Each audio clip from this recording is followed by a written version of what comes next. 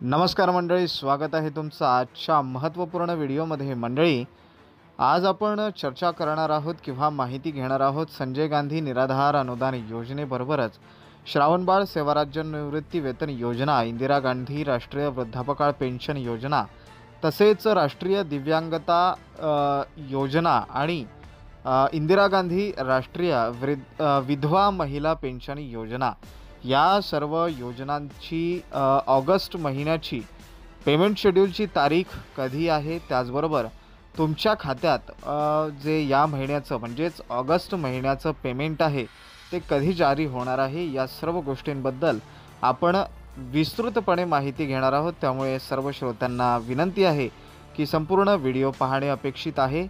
जर तुम्ही video skip केलात किंवा व्हिडिओ सोडून गेलात तर तुम्हाला संपूर्ण माहिती मिळणार नाही, प्राप्त होणार नाही। त्यामुळे व्हिडिओशी संलग्न राहा। त्याचबरोबर श्रोत्यांनो, अजून एक तुम्हा सर्वांना मी विनंती करू इच्छितो, आपल्या नियमित श्रोत्यांबरोबरच काही श्रोते या चॅनलवर नवीन असतात, त्या सर्वांसाठी श्रोत्यांनो, आपल्या चॅनलला म्हणजेच ब्रेकिंग न्यूज भारत TV या महाराष्ट्रातील अधिकृत चॅनलला सबस्क्राईब करायला विसरू नका, जेणेकरून ताज्या बातम्या आणि नवीन अपडेट्स तुमच्यापर्यंत पोहोचत राहतील। त्याचबरोबर सरकारी योजना व शासकीय धोरणांविषयीची नवनवीन माहिती तुमच्यापर्यंत पोहोचत राहील। तर श्रोत्यांनो, आता आपण सुरुवात करणार आहोत आपल्या आजच्या व्हिडिओला। श्रोत्यांनो, आज दिनांक 3 ऑगस्ट आज दिनांक 4 ऑगस्ट 2025 या दिवशी आपल्याकडे जी माहिती उपलब्ध आहे त्या माहितीनुसार राज्यातील अनेक जिल्ह्यांना आणि अनेक तालुक्यांना पेमेंट शेड्यूल जारी झालेले आहे। म्हणजेच सोप्या भाषेत सांगायचे झाले तर जो पगार निधी वाटपाचा आदेश असतो तो जारी झालेला आहे। वेगवेगळ्या तालुक्यांकडून, वेगवेगळ्या जिल्ह्यांकडून आम्हाला यादी प्राप्त झालेली आहे। आपण काही तालुक्यांची आणि काही जिल्ह्यांची यादी देखील पाहणार आहोत। त्यामध्ये श्रोत्यांनो, माझ्याकडे आत्ता जे आहे 8 जिल्ह्यांची यादी उपलब्ध झालेली आहे। या सर्व जिल्ह्यांना आजपासूनच म्हणजेच 4 ऑगस्ट 2025 या दिवशीपासूनच पगार येण्यास सुरुवात झालेली आहे। सकाळी 9:03 पहिलं transaction state bank of India या बँकेमार्फत झाल्याची माहिती आहे आणि हा जिल्हा आहे नागपूर।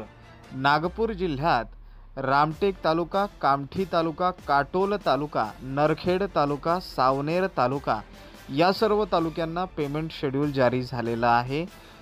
जिल्हा नागपूर हा या ठिकाणी दर्शविण्यात येत आहे। त्याचबरोबर विदर्भातीलच दुसरा जिल्हा माझ्याकडे उपलब्ध असलेल्या यादीप्रमाणे अमरावती जिल्हा आहे। यामधील तालुका धारणी, तालुका चिखलदरा, त्याचबरोबर तालुका अमरावती, तालुका अचलपूर या तालुक्यांबरोबरच अमरावती जिल्ह्यातील दर्यापूर तालुका, वरुड तालुका आणि धामणगाव रेल्वे या सर्व तालुक्यांना देखील पेमेंट शेड्यूल झाल्याची माहिती आपल्याकडे उपलब्ध झालेली आहे। तुम्हा सर्वांना दिनांक 4 ऑगस्ट 2025 ते दिनांक 7 ऑगस्ट 2025 या 4 दिवसांच्या दरम्यान तुमच्या खात्यावर अनुदान प्राप्त होण्याची शक्यता आहे, ज्यामध्ये संजय गांधी निराधार अनुदान योजना, श्रावणबाळ सेवा राज्य निवृत्ती वेतन योजना या योजनांबरोबरच इतर ज्या महाराष्ट्र शासनाद्वारे किंवा केंद्र सरकारद्वारे योजना राबविल्या जातात त्या सर्व योजनांचा समावेश आहे। श्रोत्यांनो, याचबरोबर अनेक जिल्हे आहेत, ज्यामध्ये यादीप्रमाणे तिसरा जिल्हा आहे विदर्भातीलच यवतमाळ जिल्हा।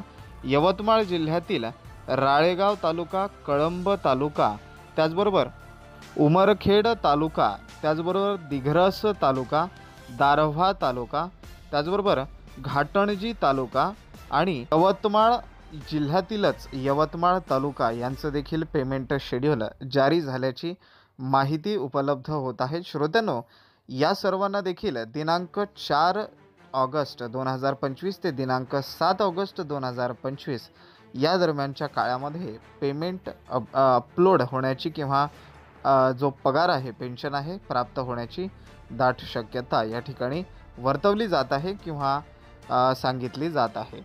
श्रोत्यांनो, पुढील जो जिल्हा आहे तो आहे विदर्भ विभागातीलच जिल्हा आहे भंडारा।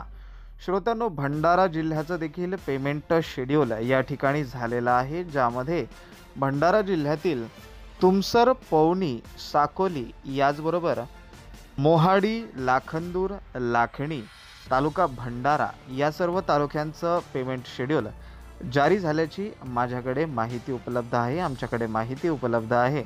आणि या माहितीनुसार भंडारा जिल्ह्यातील या सर्व तालुक्यांना दिनांक 4 ऑगस्ट पासून ते दिनांक 7 ऑगस्ट या 4 दिवसांच्या कालावधीमध्ये पेमेंट प्राप्त होण्याची, अनुदान प्राप्त होण्याची शक्यता वर्तवली जात आहे. श्रोत्यांनो, आमच्याकडे उपलब्ध असलेल्या यादीतील 5वा जिल्हा आहे विदर्भ विभागातीलच जिल्हा चंद्रपूर. श्रोत्यांनो, चंद्रपूर जिल्ह्यातील वरोरा, चिमूर, ब्रह्मपुरी, नागभीड याचबरोबर गोंड, पिंपरी, बल्हारपूर किंवा बल्हारशहा देखील याला संबोधलं जातं आणि कोपर्णा या सर्व तालुक्यांचा या यादीमध्ये समावेश झालेला आहे, किंवा यांचं देखील पेमेंट शेड्यूल या ठिकाणी जारी झाल्याची माहिती उपलब्ध आहे. तुम्हा सर्वांना चंद्रपूर जिल्ह्यातील या सर्व तालुक्यांच्या लाभार्थ्यांना दिनांक 4 ऑगस्ट 2025 ते दिनांक 7 ऑगस्ट 2025 या 4 दिवसांच्या कालावधी दरम्यान अनुदान प्राप्त होण्याची दाट शक्यता वर्तवली जात आहे. श्रोत्यांनो, यादीतील पुढील जिल्हा आहे विदर्भ विभागातील गडचिरोली जिल्हा. गडचिरोली जिल्ह्यातील गडचिरोली तालुक्याबरोबरच चामोर्शी तालुका, एटापल्ली तालुका, त्याचबरोबर मुलचेरा तालुका आणि तालुका आरमोरी, तालुका वडसा, त्याचबरोबर तालुका अहेरी आणि कुरखेडा तालुका, त्याचबरोबर कोरची या सर्व तालुक्यांचा समावेश, सब डिस्ट्रिक्ट्स यांचा समावेश यादीमध्ये करण्यात आलेला आहे, ज्यांना येत्या 4 ऑगस्ट म्हणजेच आजपासून ते येत्या 7 ऑगस्टपर्यंत या 4 दिवसांच्या कालावधी दरम्यान त्यांच्या खात्यावर अनुदान प्राप्त होणार आहे, जमा होणार आहे.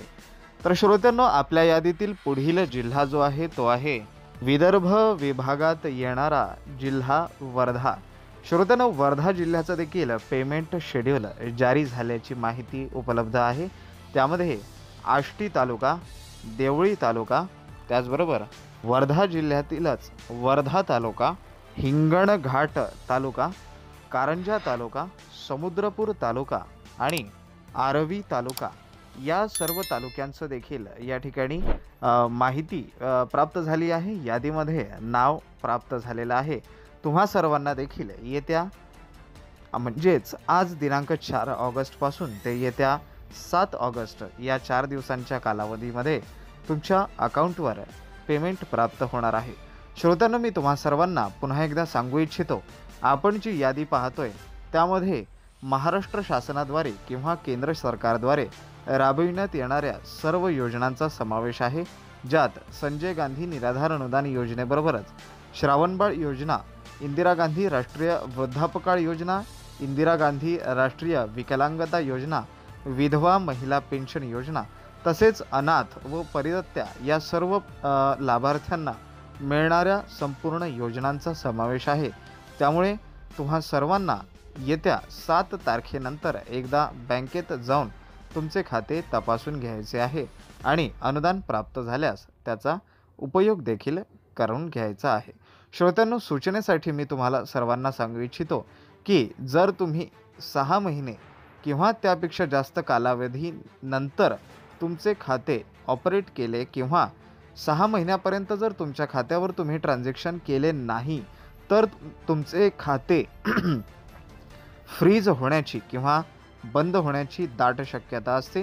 त्यामुळे सर्व लाभार्थ्यांना विनंती आहे की तुम्ही दर महिन्याला तुमचे खाते ट्रान्झॅक्शन्स करत जाणे आवश्यक आहे. श्रोत्यांनो, हा होता आजचा आपला महत्त्वपूर्ण व्हिडिओ तुम्हाला कसा वाटला याविषयीची माहिती तुम्ही आम्हाला कमेंट बॉक्सद्वारे देऊ शकता. त्याचबरोबर जर तुमच्या मनात काही शंका असतील, काही प्रश्न असतील ते देखील आम्हाला तुम्ही कमेंटद्वारे विचारू शकता. त्याची उत्तरे आम्ही नक्कीच देण्याचा प्रयत्न करू. श्रोत्यांनो, आता आपण इथेच थांबणार आहोत. पुढील व्हिडिओमध्ये आपण नवीन तालुक्यांच्या व जिल्ह्यांच्या यादीसह तुम्हाला भेटणारच आहोत. तेव्हापर्यंत धन्यवाद. नमस्कार.